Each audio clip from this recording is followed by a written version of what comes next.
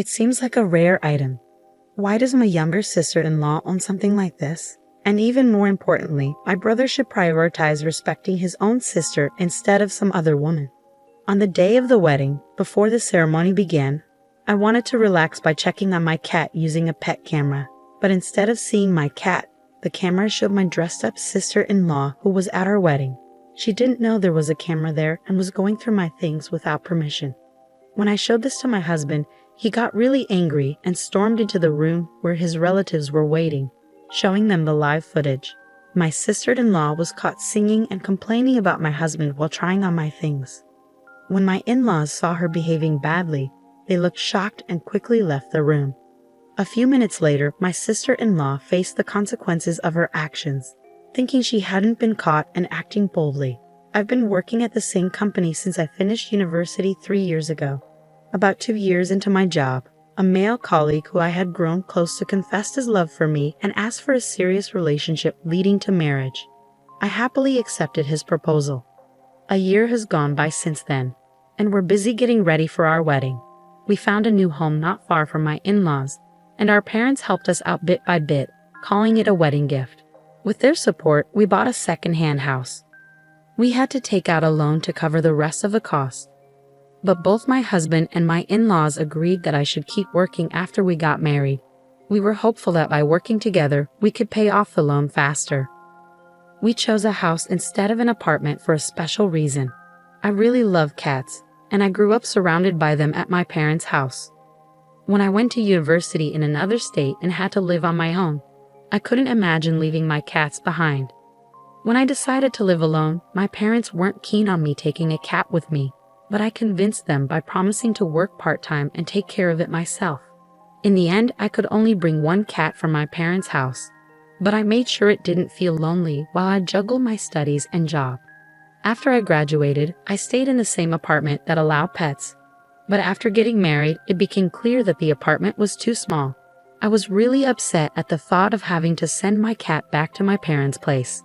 Cats mean a lot to me. They're like close companions. Having my beloved cat with me helped me through tough exams and the loneliness of living alone for the first time. My husband knew about my love for cats even before we started dating, so he was fine with having one. But it was hard to find a place that allowed pets. It wasn't too difficult to find a small place for one person, but finding something suitable for 2 adults, possibly with kids later on, and within our budget was proving tough. During a visit to my in-laws' home for wedding arrangements, I bonded with my mother-in-law over our love for cats. Since she was from the same area as my in-laws, I thought she might know about places to rent that allowed pets. Excitedly, she suggested, "Why not buy a house?" It turns out my mother-in-law used to live with cats before she married, but had to stop when she found out my father-in-law was allergic to them. Maybe feeling a bit guilty, my father-in-law didn't object to the idea and even helped us financially. Feeling it wouldn't be fair to rely only on my in-laws, I told my parents about the situation.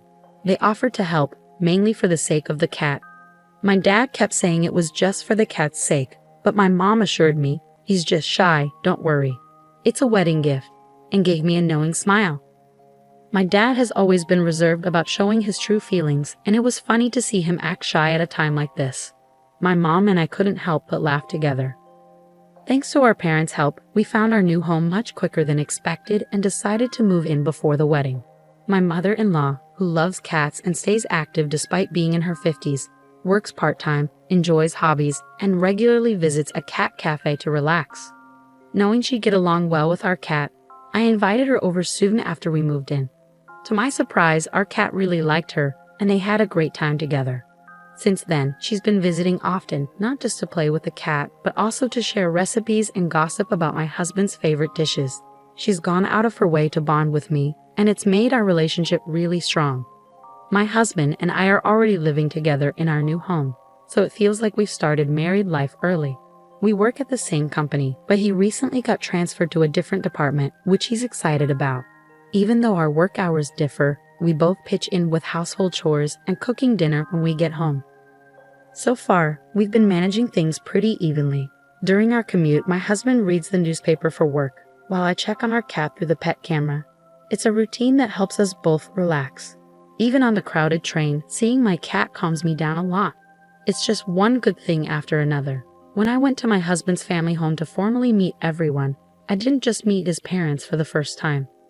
I had heard about his unmarried sister since we started dating. She's quite adventurous, with a love for traveling internationally. Instead of a regular job, she does different part-time work to save money for her trips. It seems like she's living her dream. I've always admired people with passions, and I believe that when everyone has their own interests, they tend to respect and get along with each other. So her unconventional lifestyle wasn't a big deal to me. To be honest, one big reason I chose to work full-time was because I love being surrounded by cats. Having the security of paid leave in case something happened to them was a big factor for me. Part-time jobs usually don't offer that. I also have a strong desire to travel. When I lived at home, I went on a few international trips with my family. Exploring new places is always exciting, and I thought I'd get along well with my sister-in-law. However, my husband had a lot of complaints about her. He told me how she caused him trouble, like spending his money without permission or dipping into the savings he worked hard to build up from his own part-time job. Thinking his piggy bank was an easy target. He even had to get his own bank account set up by his parents, but she still somehow managed to access it without his consent. He used simple pins back then, which made it easy for her to take advantage. He felt like he was being robbed. He was really upset, maybe because he was remembering those emotions, as she also had a habit of using and damaging his belongings without asking. Their relationship seemed strained. My husband's story sounded truthful and not exaggerated. But I didn't want to pick sides and ruin my relationship with my sister-in-law before it even began. While I listened to my husband, I made a mental note to stay neutral. The sister-in-law I met was nothing like the way my husband described her. She was completely different. As we all sat down for dinner with the in-laws, she opened up about her hobbies and was really easy to talk to. Despite the tension with my husband, I felt like we could get along, especially as women. She's in her early 30s but has a really positive outlook on life, probably because of her carefree lifestyle. However, I couldn't shake the feeling that maybe she was putting on an act. Was she being cautious around me, or was she exaggerating her carefree persona out of consideration? That's what I wondered. But as the evening went on and we all shared warm conversation, my in-laws officially welcomed us into the family with words of encouragement. My mother-in-law, drawing from her own experience, mentioned how tough it can be to balance work and household chores. She encouraged us to support each other. My husband, who had decided to support my career, confidently said he could handle the household chores, having learned from his mother. She seemed a bit worried and told us not to hesitate to ask for help if we needed it. With those words, the meet and greet for our wedding ended on a positive note. Things took a turn for the worse when my sister-in-law, unaware of the atmosphere, piped up, "With both of you working, you'll be swimming in money, right? Saving up for a rainy day, huh? If I end up single and old, you'll take care of me with that savings, won't you? So if I never marry, you've got my back."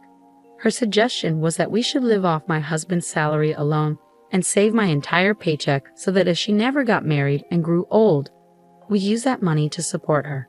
I was shocked. It took me a moment to process what she had said, and I was speechless. But my husband understood immediately. "Are you serious? Why should we worry about your retirement when you've chosen not to plan for it?" He snapped back. He made it clear that her disrespectful comment was not our responsibility and firmly told her off. The in-laws were too taken aback to brush off her remark and asked her to leave the room, apologizing to us for her rudeness. After this incident, I made a conscious effort to avoid any interaction with my sister-in-law. While I believe everyone has the right to choose their own path in life, asking someone you barely know to take care of you in your old age is unreasonable, especially considering what my husband had told me about how she used his money and earnings from his part-time jobs without permission. I felt like she was now eyeing my income. She seemed too eager to rely on us for support, and I couldn't bring myself to warm up to her. She completely disregarded my attempts to build a relationship and get along.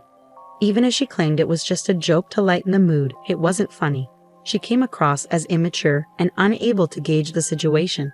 Despite her outburst, I made plans to visit my in-laws' home when I knew she would be out working part-time. So from our first meeting until the day of our wedding, I never saw her again until the very end. My husband didn't want his sister to attend the wedding, and I understood his reasons. We didn't want any disruptive behavior on our special day. However, I worried about what she might do if she felt excluded, so I convinced my husband that it would be better to have her there under someone's supervision. He reluctantly agreed. I also felt anxious about her behavior in front of my parents, relatives, and friends. The in-laws assured us they would keep a close eye on her, so I had to trust them. But my sister-in-law still managed to cause chaos with her outrageous actions. It wasn't just about us anymore. She had dragged the in-laws and all the relatives into the situation. As my husband and I arrived at the wedding venue and got ready in our separate dressing rooms, he surprised me by coming into mine. He looked dashing in his light-colored vest and morning suit, while I wore a beautiful white wedding dress that was a bit tricky to move around in on my own. I didn't want to ask him to stay with me out of loneliness, especially since he had to greet his work colleagues, so I was thrilled when he came to visit. The time before the wedding ceremony was a nice distraction for me. It wasn't just about passing the time. It had become a comforting routine. I'd check on our cat through the pet camera and feel warm and fuzzy when my husband joined me. Just as I was about to check the camera on my phone, my husband walked in. He had grown quite fond of our cat since we got one. "Do you want to watch together?" I asked, and he said yes. It seemed like he was more focused on adjusting to his morning suit than anything else. Taking advantage of his kindness, I opened the pet camera app. But instead of seeing our beloved cat, I saw my sister-in-law. We had received a message from my mother-in-law while we were on our way to the venue. She mentioned that she was bringing my sister-in-law along. We had agreed to keep each other informed to prevent any trouble, and my mother-in-law had assured us that they would be under supervision since they were driving. So why was my sister-in-law here? At that moment, I called out loudly to my husband, still unaware of what was happening. He naively told me I didn't need to shout, but when he saw the live feed from the pet camera, he was speechless. Uncharacteristically, he let out a few expletives, showing just how angry he was. Then he stormed out of the dressing room, and I hurriedly followed him. I kicked off my heels, knowing I might trip in them, and even though it felt undignified, I removed my veil and lifted the hem of my dress to run. My husband went straight to the family's waiting room, wanting to give our out-of-town family a comfortable place to rest. However, instead of the usual waiting room, it was more like a banquet hall, complete with a large screen. When I caught up to him, the whole family was surprised and confused by his actions. He was speaking to his parents, but he was so angry that his words were unclear. Seeing me, he asked for my smartphone. Using it, he projected the live feed from the pet camera onto the big screen and turned up the volume so everyone could hear. At first, the family thought it was some sort of joke or skit, watching my sister-in-law's behavior with disbelief. Some even muttered about how she always did outrageous things. But when she started ranting about my husband while humming, the mood in the room turned tense and uncomfortable. "He's cutting off his own sister. What's wrong with him? Having tea with my sister-in-law isn't a big deal, right? I mean, my sister-in-law has a job, so why should he care?" she said. "Remember when my brother gave his wife that fancy engagement ring and sometimes buys trendy jewelry? I'm sure that was all for me," she muttered, thinking she didn't need those accessories anymore since she was single. My sister-in-law went through my dresser meticulously, even saying she'd sell anything that didn't suit her or looked valuable. I had given my mother-in-law a spare key so she could visit and play with the cat anytime. Knowing this, my sister-in-law, who had been banned from our house, took advantage of my mother-in-law's absence during the wedding to sneak in and search for valuables. When my in-laws realized what had happened, they immediately apologized to me, their faces pale with shock. When we arrived at the venue, my sister-in-law excused herself to use the restroom. Normally, you wouldn't think someone needed to be washed all the way to the restroom, especially if they were brought to a venue. My husband, my in-laws, and I never expected my sister-in-law to do something so extreme as to come to the venue without informing us. Who would have imagined that on the day of her own brother's wedding, she would sneak into our house to steal? My in-laws apologized again, stressing that stopping my sister-in-law's actions was the priority. With that, my father-in-law hurried out of the waiting room, followed by my mother-in-law. The relatives on my husband's side seemed bewildered. They might have been struggling to process their feelings, worried that a criminal might be part of the family. Unaware of the relatives' concerns, my sister-in-law found branded accessories in my dresser and tried them on with a satisfied smile, even checking their resale value on her phone. The relatives in the waiting room began to grumble about my sister-in-law's behavior and expressed distrust towards the in-laws who raised her. They questioned her upbringing, suggesting that being unemployed and single past 30 might have led to her actions. Regarding this, I wonder if my husband should apologize. He doesn't care about the relatives' opinions and is focused on making his sister atone for her actions. I could see him struggling to control his anger, clenching his fists repeatedly. I felt angry and shocked, but I realized my sister-in-law and I were very different people. Talking to someone like her would be pointless. Even if she faced consequences, she'd likely forget about it by the next day. She doesn't learn from her mistakes or have any desire to grow. I swore that even if my husband or in-laws begged for forgiveness, I wouldn't let her back into our lives. But I doubted my husband would want that either. About 10 minutes after my in-laws had left, the live video took a dramatic turn. As my sister-in-law was busy searching through our things, my father-in-law burst into the room before she could react. She was completely startled when she heard the door swing open and felt someone grab her from behind. "What are you doing here in my son and daughter-in-law's house when you're banned?" Her face showed clear shock. Our new home didn't have any security measures, and it seemed she had done her research knowing this. She must have found a way to sneak in without being noticed by the in-laws, knowing my mother-in-law had a spare key. But she clearly hadn't thought about what would happen if she got caught. She stumbled over her words, trying to make excuses. I was asked by my sister-in-law, "Look, I even found the jewelry. That's proof, right?" Following behind, my mother-in-law entered the room holding a smartphone. She loudly announced that she would report the illegal entry to the police. "Why would I ask you, someone who's banned, and why are you wearing the jewelry you claim to have found?" she demanded. My sister-in-law's feeble excuses were met with strong arguments from my mother-in-law. As my sister-in-law looked for a way to escape, my father-in-law held her down with all his weight. She complained of pain and said she would suffocate, but my father-in-law firmly told her that if she could shout, she wasn't going to die. At that moment, the police arrived, having been notified. They took my sister-in-law away as a trespasser, but she kept resisting, claiming, "Just because I entered a family member's home, that's trespassing. Are the police idiots?" My mother-in-law informed her that all the evidence was there, and the entire family had seen it happen in real time, thanks to the pet camera. When my sister-in-law saw the bedroom camera, she seemed to give up and was quietly taken away by the police.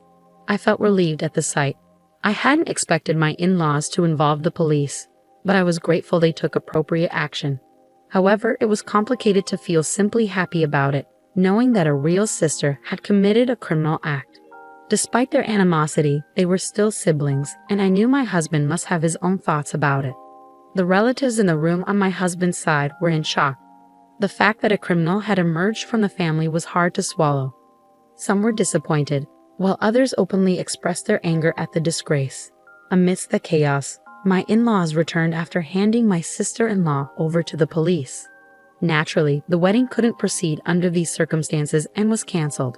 Some guests had traveled long distances to celebrate with us, and others had rearranged their schedules to be there. I felt a mix of regret and a desire for understanding. My in-laws quickly realized my feelings and repeatedly apologized to us, bowing their heads. My mother-in-law blamed herself for not keeping a better eye on her daughter and apologized repeatedly. She also silently endured the furious remarks from the entire family, apologizing endlessly for bringing such disgrace upon them.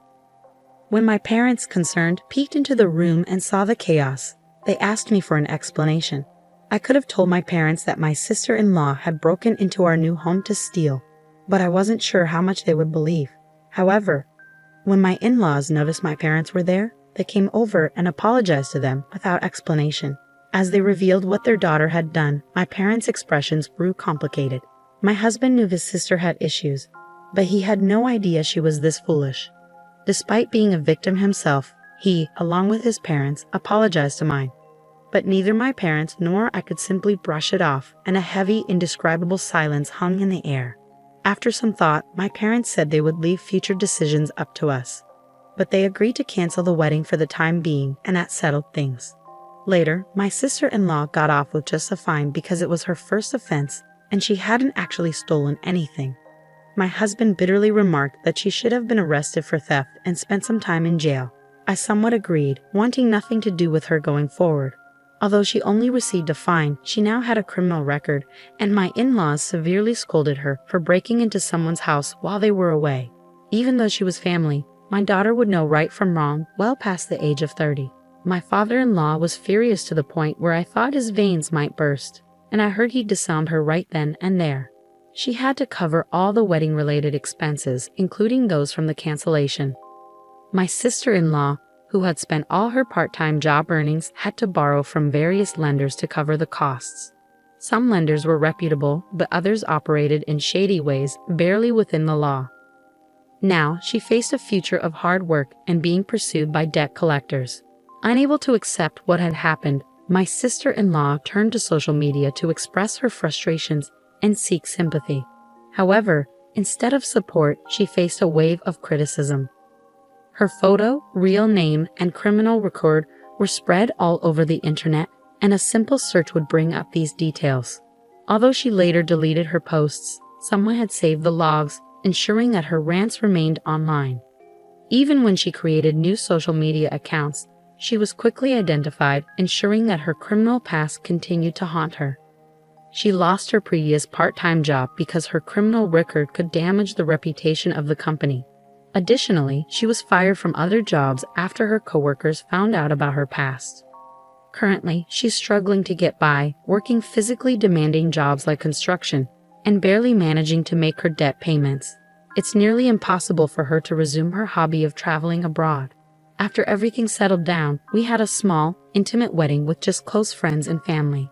It was a do-it-yourself affair with the help of colleagues and friends.